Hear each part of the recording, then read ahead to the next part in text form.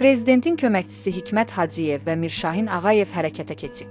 Onlar İlham Əliyevin tapşırığı ilə Azərbaycan mediası adından Amerikanın Meta şirkətinə açıq çağırış ediblər.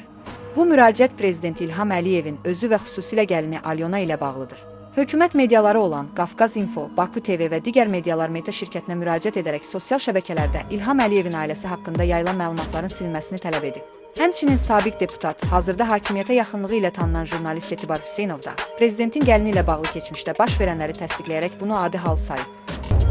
Alyona Əliyeva yeniyetmə gənclik sallarında sosial şəbəkələrdə paylaşdığı şəkilləri hərdən götürüb dərc eləyibsən də, neyləyirsən ki?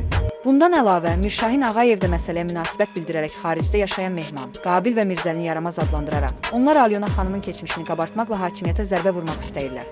Mirşahin Ağayev bildirib ki, Alyona xanım kimi, mən özüm də 3 dəfə ailə həyatı qurmuşam və 3-cü həyat yoldaşım məndən qabaq bir dəfə ailə həyatı olub. Burada qeyri-adi heç nə yoxdur. Alyona xanım uşaq evlərinə gedir, ora yardımlar edir. Niyə Mehman Qabil kimlər bu cür xidmətlərdən danışmırlar? Onlar Alyona xanımın keçmişini gündəmə gətirirlər. Mirşahin əlavə edib ki, cənab prezident bilməlidir ki, onu müdafiə edən Mirşahin kimi sərkərdəsi var qeyd edək ki, prezidentin gəlini Alyona Əliyeva Ukrayna vətəndaşıdır.